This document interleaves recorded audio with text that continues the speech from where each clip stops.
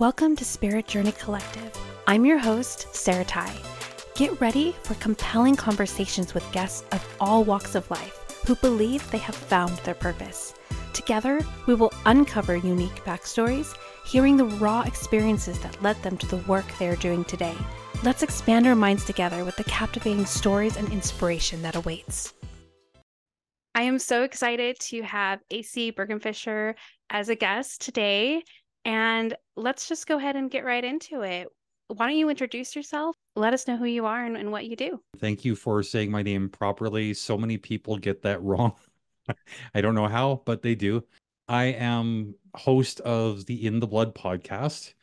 I am also a personal empowerment coach. I think the two kind of go together because my podcast and my coaching, they both aim toward the same goal, which is to help people reconnect with versions of themselves which have been lost to or maybe just concealed by negative or traumatic experiences.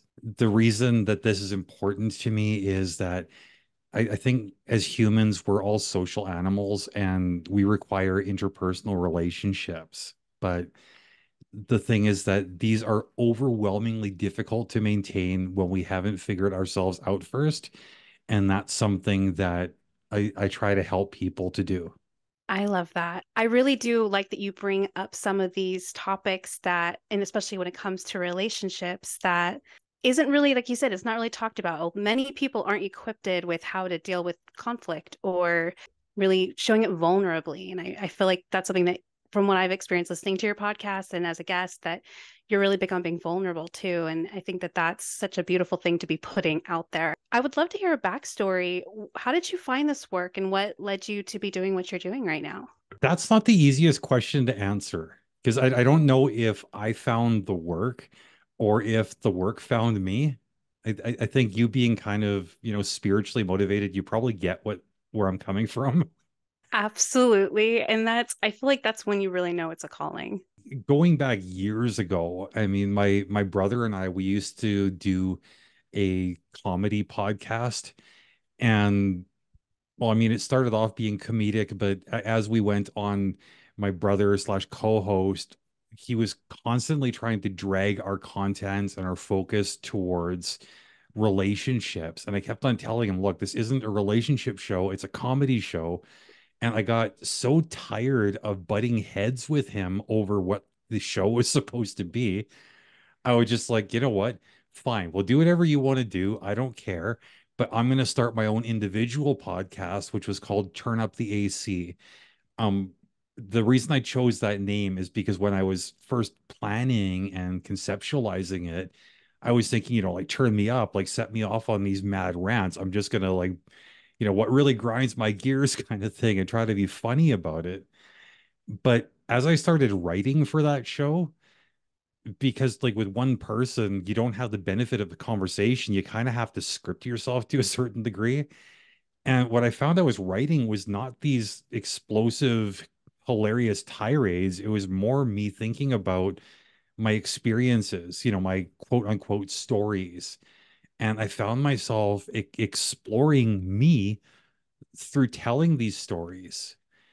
As time went on, through doing this type of show and getting also involved as a co-host and producer with another show that was dealing with complicated family relationships, I started making some really, really interesting connections through the podcast community. And a lot of these people were saying, like what you had said right at the top, like, I really appreciate your vulnerability, that sort of thing. It inspires me, it encourages me to also show my own vulnerability, which for me, that was really exciting because I'm thinking, wow, I'm just trying to do like me stuff.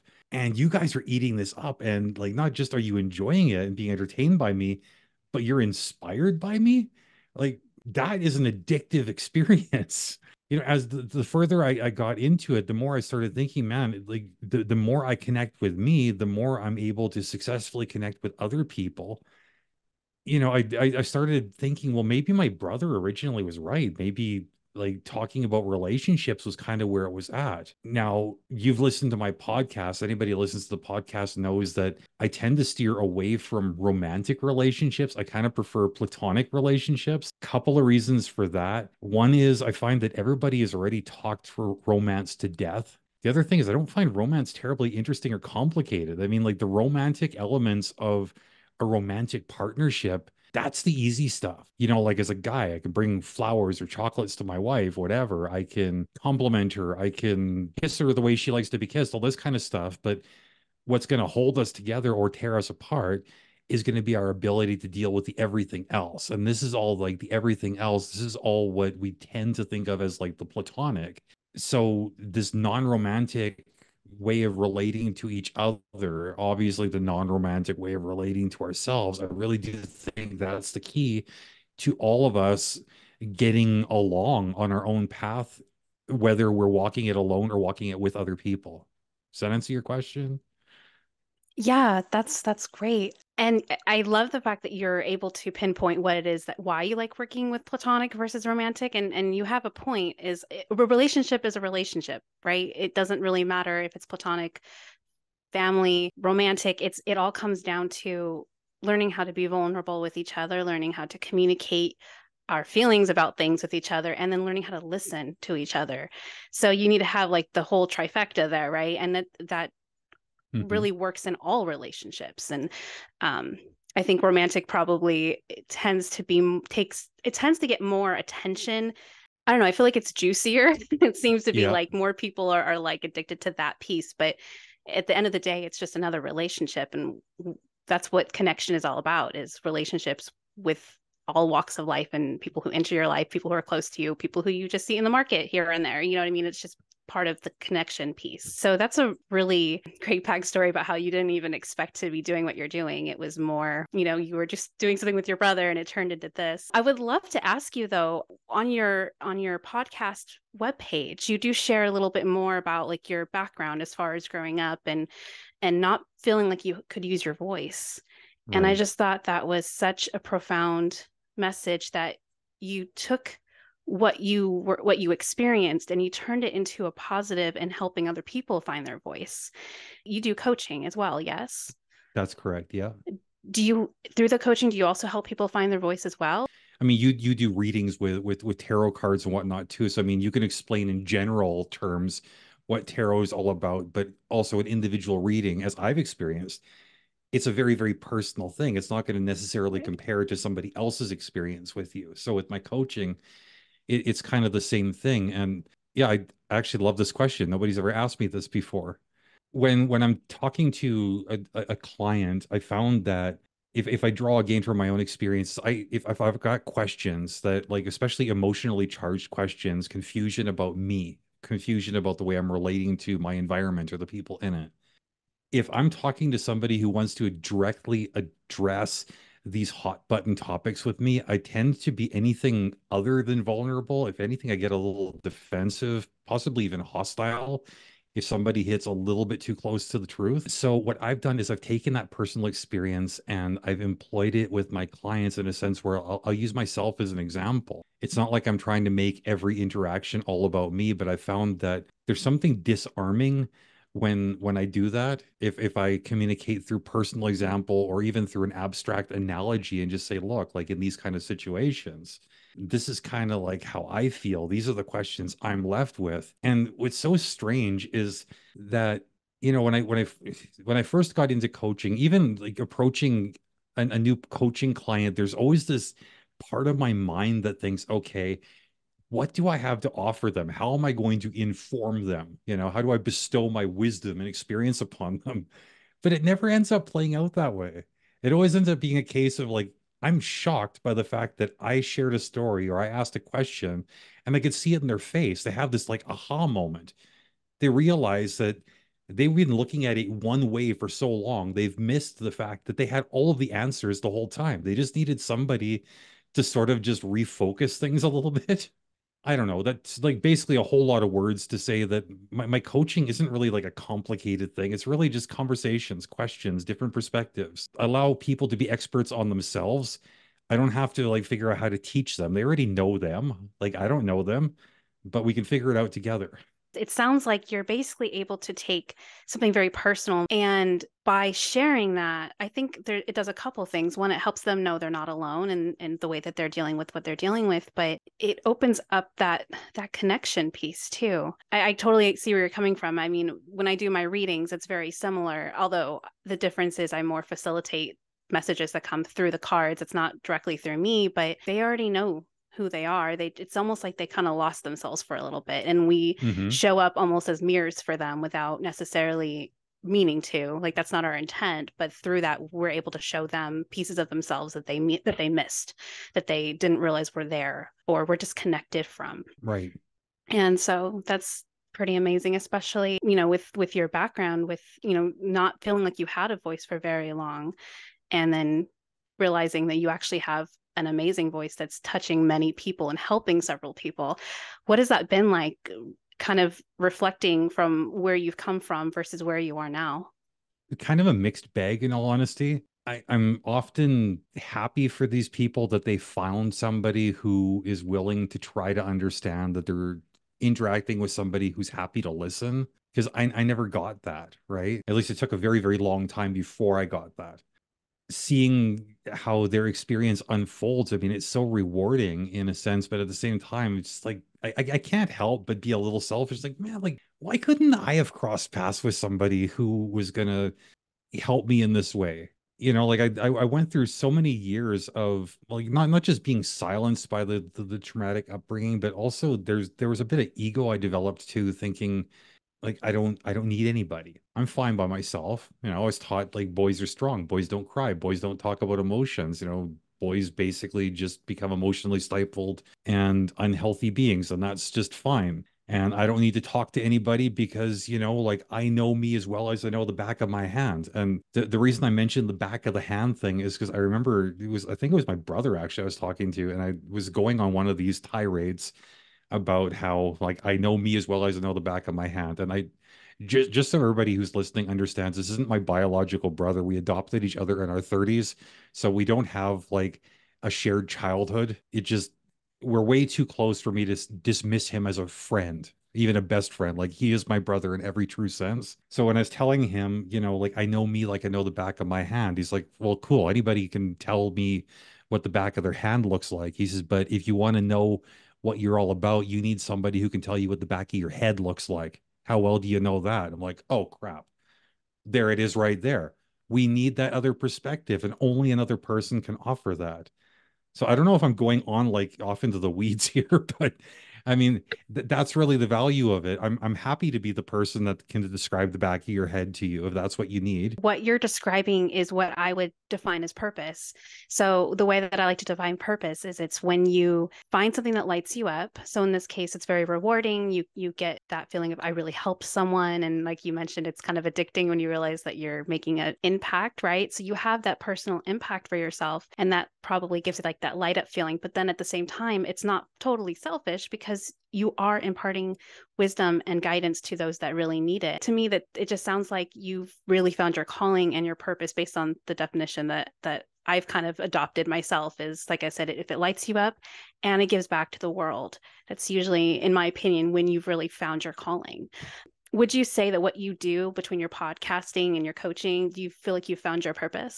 I would say yes, at least my purpose for this phase of my life. Purpose is one of those things where I don't like to put purpose into a box, like a clearly defined box, because moment to moment, sometimes even that changes, definitely year to year. But in this season of my life, a couple of years ago, I was forced to retire from my line of work for medical reasons, and I spent a good chunk of time feeling really, really down, thinking I'm useless. I was like at the time like 48 years old, too young to retire, but too broken to do what I do. And what's the point of waking up in the morning? It's like, if I was an old horse, they'd take me out into the back 40 and put a bullet in my brain, right? Like, this is how I was thinking. And I was just so like, ugh. And when I was talking to my therapist, I mean, she started talking about purpose. And I hate when people start talking in spiritual terms like purpose, woo.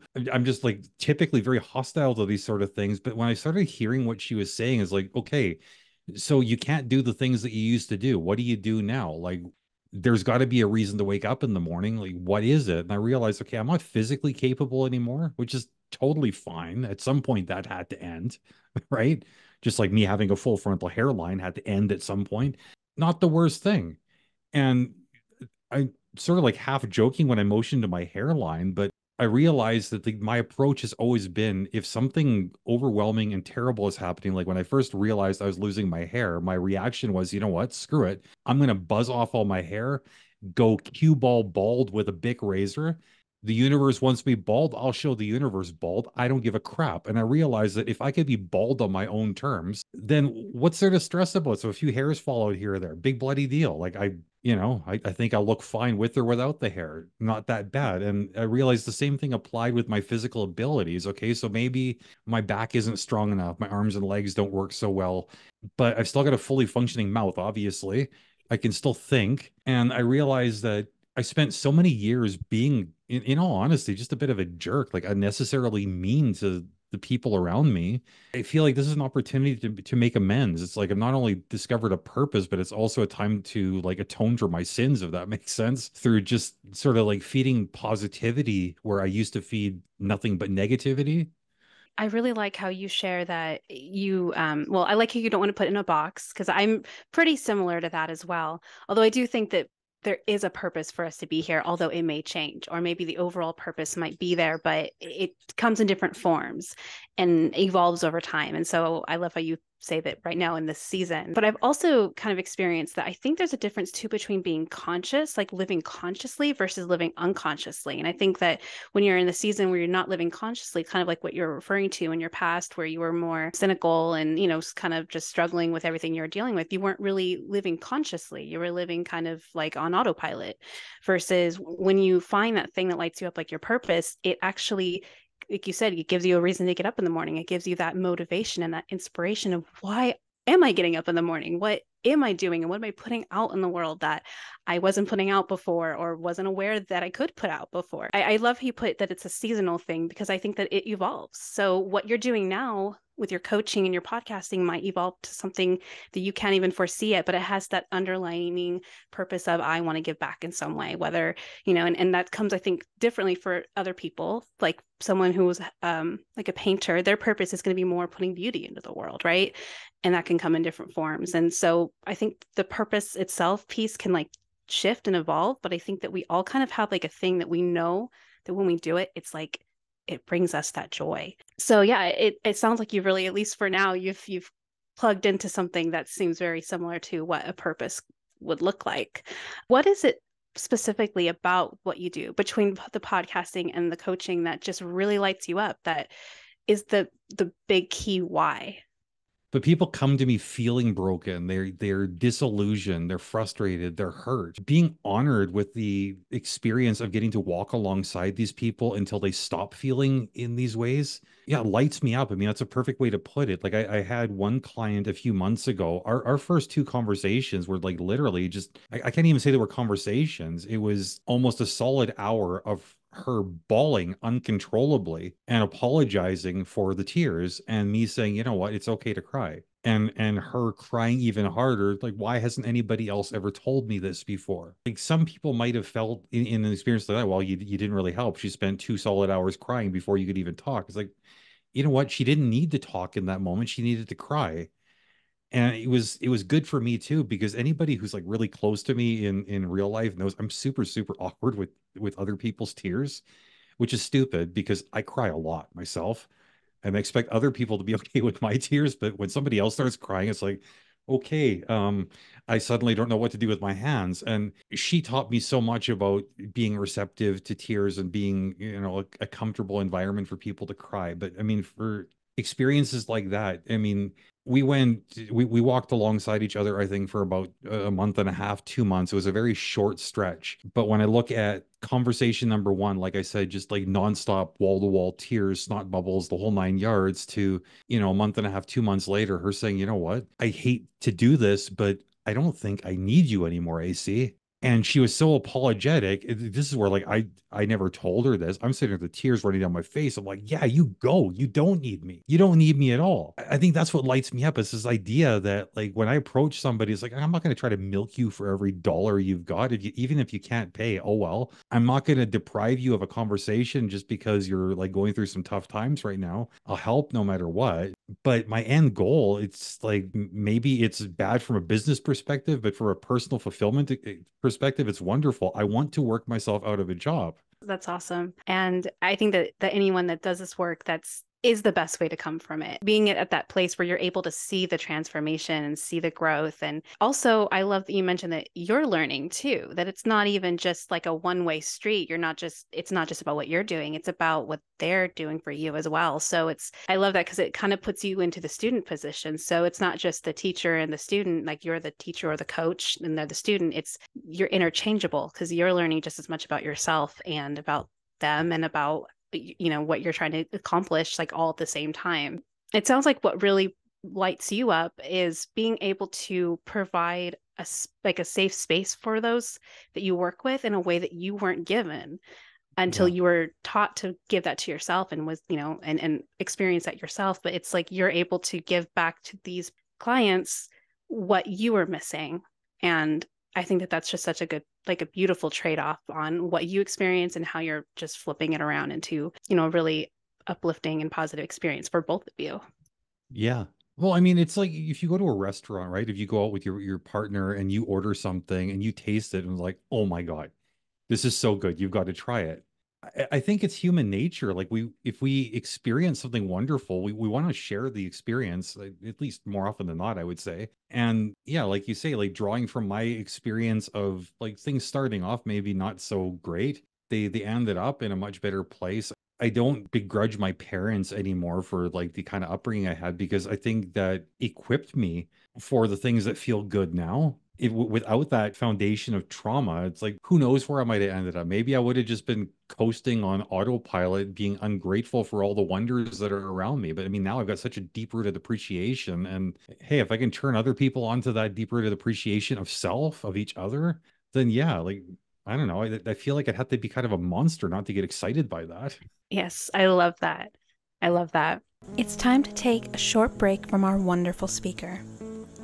Are you in the need of guidance around love, career, family, life, or purpose? Embark on a spiritual journey inward with an intuitive tarot reading. Depending on what you're needing and looking for, I offer private one-on-one sessions as well as personalized email readings. It doesn't matter what the question is. A reading with me provides connection with your higher self, offering curated personal messages, or what I like to refer to as spiritual roadmaps, guiding you to the future outcome you desire. Readings are insightful and affordable. If you'd like more information or to schedule a reading with me, please see the link below. I would love to kind of shift into maybe a little bit more of a spiritual take on things. I wanted to ask you if you felt like you had any synchronistic experiences that led you to do the work that you're doing. Like you maybe had a calling for it, you put it off, and then something like crossed your path that made you go, wait a second, or you know what I mean? Something that seems kind of supernatural, way too much to be a coincidence, and something that really like brought you to where you are now to help you know, yes, this is it. This is what I'm supposed to do. I'm not sure if I can give you the type of answer you're looking for because whereas it seems like a lot of people they have like I hate to say that come to Jesus moment, but where they have that moment where something that universally binds us all, like this, like what you would define as like the spirit realm or whatever. They tap into that or they brush up against it and they realize, holy crap, like we're all one in a sense. And that changes the things that drive them. It changes their motivations, their goals, their perspective, everything. For me, it was quite different because I spent the majority of my life, well, I mean, obviously, like the biggest chunk was religious, which I think we talked about the last time we chatted. But I mean, shifting away from that religious lifestyle, I tried to get into things that were a little bit more spiritual because I wasn't ready to like label myself as an atheist. I wasn't willing to unplug from this idea of a supernatural realm. idea of a master plan, somebody in control, any of these things. So, I did what I think most recovering Christians do. I shifted more into like Buddhism. It's one thing that one of my favorite authors had said is that Buddhism he compared to the first stop on the train from monotheism. So I did my season with Buddhism, but along the way, I picked up these Buddhist philosophies, which got me thinking about the world very differently. And weirdly, it was like the less concerned I was with the spiritual, the more I felt driven to connect with other people, the more evidence-based experiences I was willing to accept. Again, the less I worried about supernatural explanations, the more I questioned my own perspective and experiences because, like, hey, something weird happened. I can't explain it. I can't recreate it. I can't prove it. I'm faced with two options. Did something magic happen or was I just wrong? And I got a lot more comfortable with the idea, well, maybe I was just wrong. And like for me, that's okay. I don't mind being wrong. It's an opportunity to learn. So it's the less magic and fun and spirit I had in my life. I felt like the more inquisitive and driven to connect with others I became, which weirdly, I know this is like a long and meandering answer, so I apologize for that. When I crossed paths with you, I mean, that again, it caused me to like call everything into question again. Because whereas I abandoned all this spirituality because of all the questions, and I finally get comfortable with the idea that nothing spiritual is going on, like this is awesome. I'm living this like totally like God and spirit free world, which is beautiful. Then you come and show up with your stupid cards. It's like, wow, all of this gets called into question again. And I'm right back where I started. Well, what else is there? Because what the cards were showing us, I guess, showing you, what you were sharing with me, the things that they were shining light on. I'm not really sure how to chalk that up to coincidence, and I'm not sure how to dismiss it as all just a bunch of like BS, or you were taking these wild stabs in the dark. Because if you'd been taking wild stabs in the dark, you might have got one or two things right, but to get everything right and nothing wrong, the odds of that are so astronomically like against this being guesswork. I'm still like I'm not sure what to make of the experience. I mean, you've got me so like I don't know, like I don't want to say obsessed, but so curious about the potential of the spirit realm that I even like one of the gifts I got for my wife for Christmas was a deck of tarot cards, just because I thought, well, if she's exploring it, then it's not too much like I'm committing to it. It's like you're piggybacking off of her experience. Kind of, yeah. I want to touch on a couple of things. I love your honesty and about how you're like, I don't really know if I really believe in synchronicity. And so it's almost easier for you to just not worry about it. But one thing I wanted to point out is from what I'm seeing, just, following you on Instagram and listening to your podcasts and your devotion to helping people find self and connecting people, I would argue that all of that is spiritual work because this is my own personal standpoint, but I think that we all are connected and we're all one. And I feel like that is like connection and community is what we're here for. And through that, of course, we learn about ourselves and we grow from ourselves and all of that. But connection and community is, I feel like, the basis for what the purpose is of like everyone here, And if we're all spirit and we're all one and we're all connected and you are now a facilitator in bringing people together and bringing also connecting yourself to other people and helping other people find self, that to me feels like spirit's work. And the other thing I wanted to mention is I think that there's nothing wrong with being curious and wanting to push back against the experiences that you have.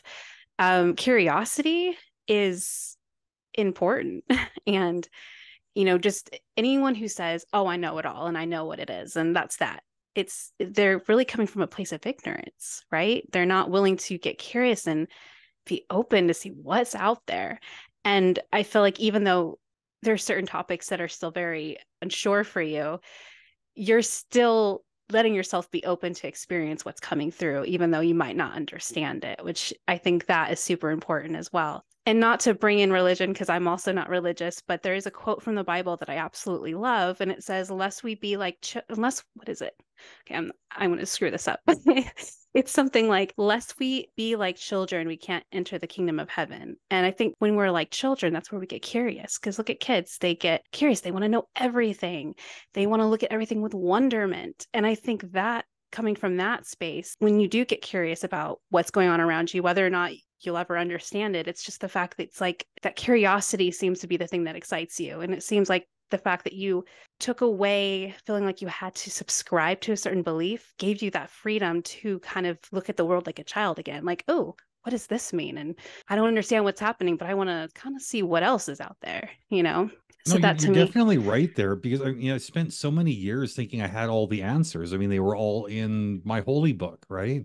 And somehow I'd missed out on that curiosity. But I mean, something interesting happens when you come to a place in life where everything you have ever held to be true, you now, for whatever reason, call it all into question. I'm not talking like one or two things. I mean, literally everything, wall to wall. Nothing can go untouched. You have to explore every element. It just after an experience like that, I think it does change a person. Like I've talked to so many religious people over the years saying, well, my whole life changed when I found religion X, whatever that happened to be. This spiritual awakening, it was a transformative journey, blah, blah, blah. Whether, like, I don't want to like name drop any specific religions, but I mean, you know what I mean. But what they always seem to find really curious is that when they talk to me saying, like, well, why don't you try this? It's like, I grew up religious, but I had the same transformative experience moving away from religion. And I think whether you're going into or out of like a clearly defined religion, everything you've carried with you up until that point does have to be called into question. And everything after that point, there's a kind of honesty that I just think is unavoidable when you realize that all these people who I trusted to tell me the absolute truth, they were fallible human beings. They may have been misinformed, they may have been lying, they might have just been accidentally wrong. I may be all of those things too. The other thing that I think that I took away from that experience is instead of like always um like when I was a churchgoer, I just felt like the whole world was a very us versus them thing. Like people were either wearing the same jersey as I was or they weren't. And if they weren't, well, then their minds had to be changed. And what I've realized is that, well, a couple of things. One is that all of us, no matter how different we appear on the surface, we all have more in common than we have in conflict. That's an unavoidable fact. I will die on this hill. The other thing is that I got into the habit of reading something I disagree with every single day just to sort of keep myself from getting too wrapped up in my own echo chamber, my own bubble space. I don't want to like let my ego get out of control because my brain is starved for oxygen in this confined space. We have to expose ourselves to different ideas. It's how we learn. I mean, it's also how we teach.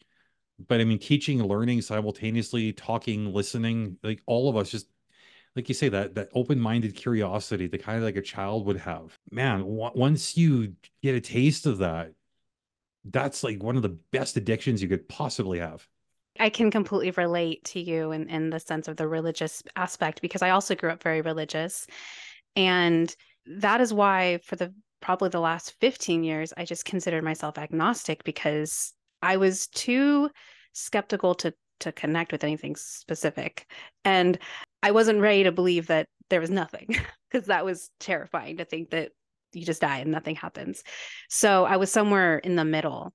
And for me, even with my own spirituality, it's my belief is so encompassing that kind of like you're saying, I don't want to say that I know everything. It's more like, well, this is what resonates with me. But I also understand that what resonates with me won't resonate with you or other people. And so I think that open-mindedness of understanding that none of us really know what is on the other side. So it's, it isn't even a thing that anyone could confidently say, oh, yes, this is exactly what's going to happen.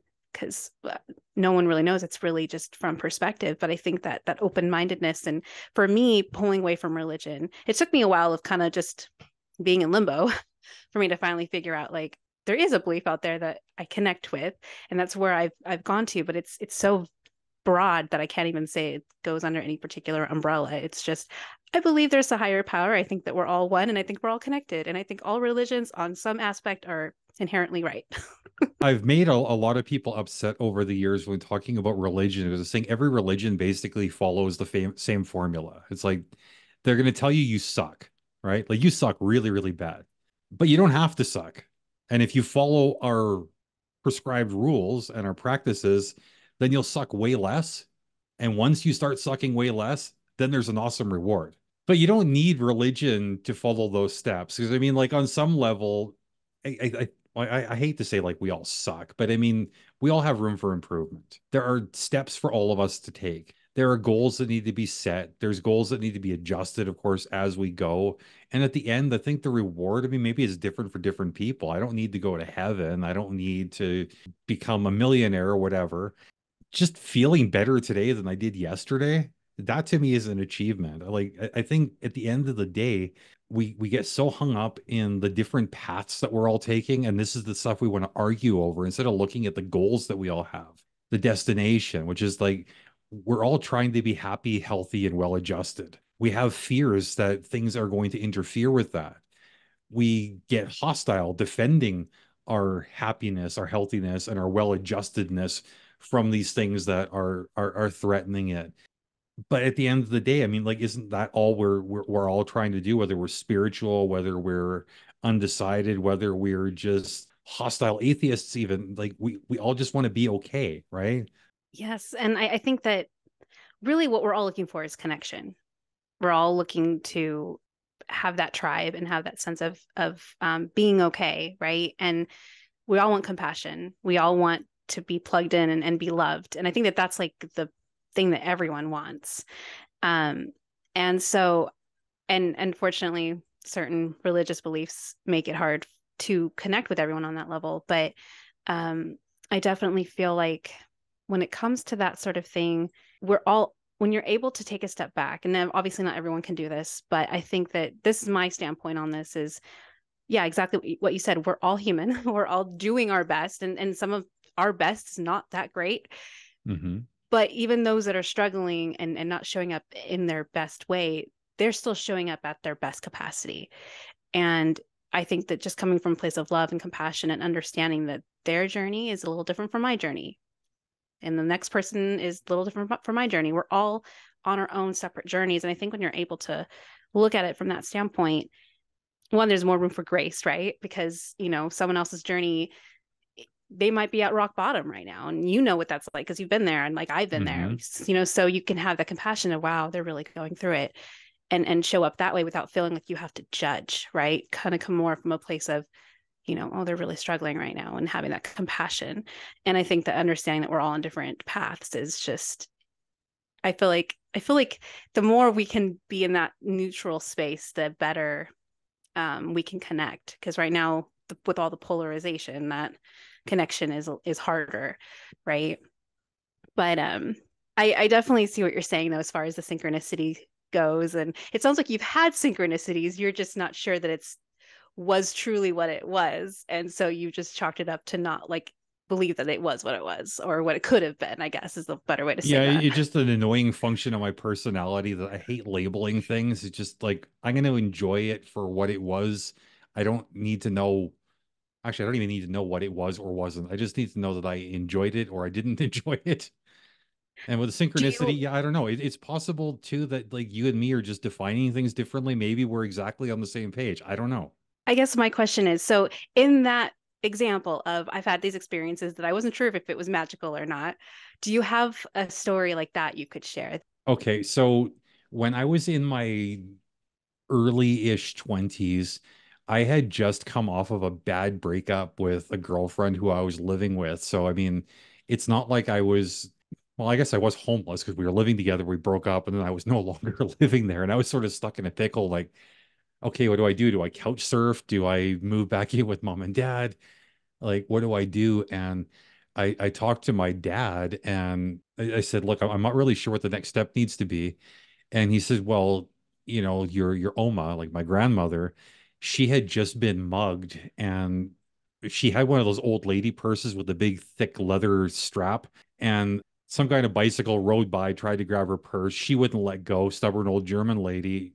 broke her arm, but she didn't let go of her purse. But as a result of that experience, she ended up very afraid to live in her neighborhood. So my dad said, like, she's living in this 6 bedroom house by herself. Why don't you just go move in with her? Like, I'm sure she would be happy to have you there. Cause like I'm 6'4", like at the time, healthy, scary guy. Like I would have had no problem defending my grandmother from any threat, right? So I move in, and one of the medical conditions she had unrelated to the mugging was she had a heart condition, right? And Mm. so she needed to have sometimes nitroglycerin pills just to keep from being dead. I spent a lot of time over the years thinking about this experience because I still can't make sense of it. Like I was laying in bed, and you know when you're laying in bed and you feel like somebody is watching you even though your eyes are closed, it's just like you have this sense of a presence that wakes you up. And I'm laying there, and it wasn't like, oh, this is creepy, like there's an intruder in the house. There was something familiar about this presence that woke me up. But at the same time, I was very, very reluctant to open my eyes. I thought, like, if I lay there with my eyes pinched shut long enough, then whatever it is that's watching me will just go away. Like, I don't know, like somehow instinctively I knew it wasn't my grandmother. And it was I opened my eyes, and it was clear as day my grandfather, who at this point had been dead for probably close to like 5, 6 years. Wow. And he was standing in the doorway of my bedroom, and he says, your grandmother needs you. And then he just like he was gone, like just evaporated. I'm like, well, that was effed up. So I got up out of bed and I went to check on my grandmother. My grandmother, like, and like, this is a huge house, keep in mind, right? So, like, it's not like I heard her. There's no way I heard her. It was just like too far away geographically within the home. My grandmother was silently struggling, trying to get her nitroglycerin pills open, like shaking, like she's just like losing it. She's like right on the verge of not being there anymore. And I was able to get her medication and then get her all sorted out. And then the next morning, she asked me, like, how did you know to come and check on me? Because we're talking like maybe 3, 4 o'clock in the morning. Like, this is not a time of day when anybody's doing household stuff. And I Right. said, well, I'm kind of like afraid to tell you because like it sounds stupid, but Opa came to me and told me that you needed me. And she wasn't surprised by it at all. She says, oh, yeah, he comes, and sometimes he comes, he's looking for underwear, and I tell him, oh, they're in the dresser where they've always been. Sometimes he holds me, but she says he's always here. So like I always go back to the experience. Like my skeptical mind would love to come up with a non-magical explanation for that, but I got nothing. Yeah. Wow, that's incredible. And it's totally unrelated, but it just made me think of when you watch movies and the main character's always saved at the last minute. There's always a part of me that's like, yeah, right. Someone's really gonna burst in the door, right? It's a perfect time, Hmm. but that's exactly what you did in this scenario is you were, you know, I mean, you had the free will of not opening your eyes. You could have continued to ignore the presence, but eventually you caved, which saved your grandma's life. And so it was just one of those things where you did burst in the door right at the right time, and it was because it was kind of magically set that way, because you answered the calling, right? So that's pretty fascinating. Thank you for sharing that with me. I just don't know what to think about it. So it's just like, well, Yeah. I don't I like I said to you when I had you on my show, it's like I don't need to cut it open to see how it works. I knew that it worked. And like Yeah. that was really the most important part of the story. Right, exactly. Your grandma was saved, and now you have this experience of you can't explain that. Like, how would you have known? And I mean, it also kind of it also speaks to the other side, right? Like almost a form of mediumship in a way. It's reminding you like there's more to life that we don't know exactly what that means, but you have that personal experience. So Hmm. that's amazing.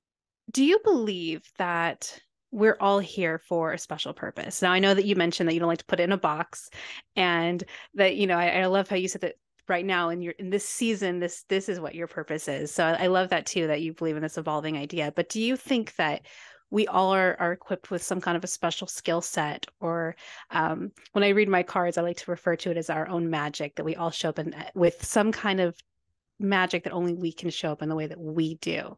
Do you think that we all have that? I don't think that there's like a universal purpose for all of us. I mean, outside of survival and procreation, maybe.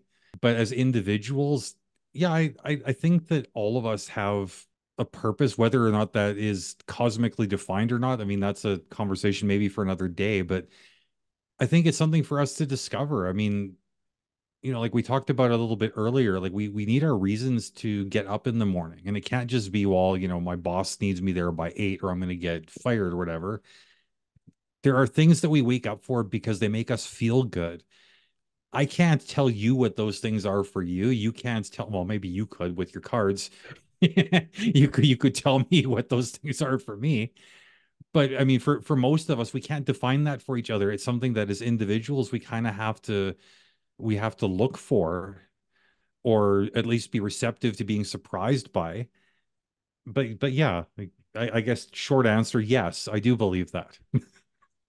I really love that because it's exactly what you're saying. It is a journey and it's the choice to live consciously versus living on autopilot. And that it's a choice, right? It has to be some people, like you said, will have some kind of a awakening that just shakes them awake. It makes them conscious. And some people might never, right?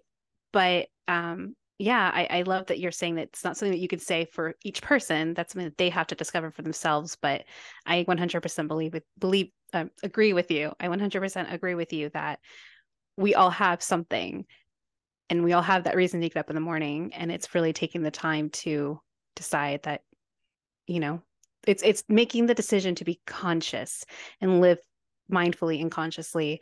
And I think Hmm. that's what allows you to find your purpose. And yeah, so thank you for that beautiful answer.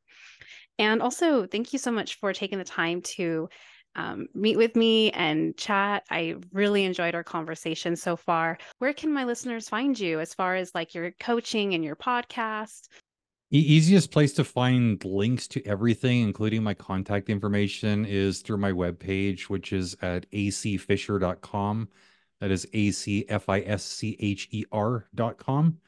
Yeah, links to my social media, podcast appearances, current projects, like you mentioned at the top, a little bit of a brief biography about me. I mean, it's all there. Great. And I will go ahead and make sure I put all that information in the show notes. So if our listeners want to work with you directly or listen to your podcast, which I highly recommend, I was just listening to your last two, and I just wanted to real quick commend you because you're so transparent and you're so honest about your experiences. And I mean, I was brought to tears listening to your episode around Christmas. And Hmm. I think that just your transparency makes you so relatable. And it for me anyway, speaking for myself, it really made me think about my Christmas experiences and, my parents and even just honoring that they're human and that, the honoring the good that they brought you in the during the holidays too. And made me kind of think about my childhood. I know that you work kind of with, well, I know that you do a podcast where you're a host on estrangement. So and related to that topic, I don't speak to my father and we don't have a relationship at all at this point. But your podcast really made me think, it wasn't all bad. And, Hmm. I'm sure there were memories of him actually taking the time to really try and be there when maybe I didn't notice it because I was so focused on the negative. And so I just want to thank you for your transparency. And I highly recommend to listeners to check him out and check out his podcast because you're going to find some really great teachings around being connected with self, relationships, but also just you'll find some introspection as well. I really, really appreciate that feedback, Sarah. Like you had me kind of like on the verge of tears, like going back to talking about what lights me up. It's things like this.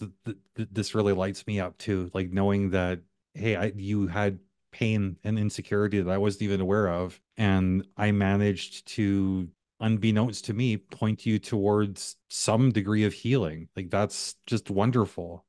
This is why, like, you talk about my transparency and everything. This is what I always encourage other people is just be honest in the way you tell your story. Because when you're honest with the way you tell your story, it encourages other people to be similarly honest.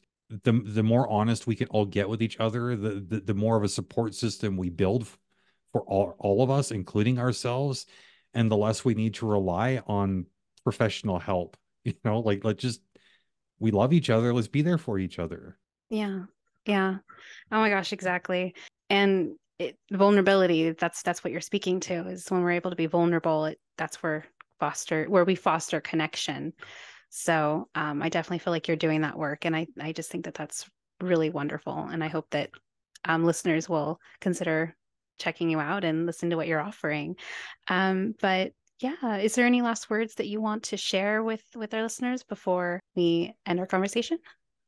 This might be a little bit shameless, but I think if anybody wants to figure out like how to get in touch with themselves or how to even discover their purpose, get in touch with somebody like Sarah. The reading that she did on me, which honestly was like the first reading I ever had, I had nothing but skepticism towards the whole thing, and she opened my eyes to me in a whole different way.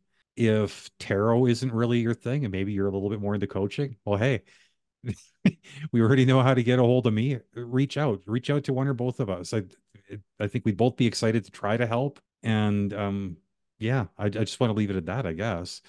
Thank you. I did not expect that at all. I really appreciate that shout out. And yeah, and thank you again for taking the time to be here today. No, it's an absolute honor to be here, Sarah. Thank you for having me. Thank you for joining me on another inspiring episode. Remember, your purpose is a unique and unfolding path. I hope these conversations have ignited a spark within you. Until next time, keep exploring, growing, and embracing the beautiful adventure of connecting with your purpose. Stay tuned for more meaningful conversations. If you're wanting more, consider joining our free Facebook community called Spirit Journey Collective, your haven for spiritual exploration and personal growth. Dive into a supportive community where sharing spiritual experiences is encouraged. Unlock the power of intuition, embark on a journey of self-discovery, and connect with like-minded souls. If this sounds like a community you'd love to plug into, the link is in the show notes below. If you enjoyed the episode today, don't forget to like, share, and subscribe. And thank you for joining me on this journey.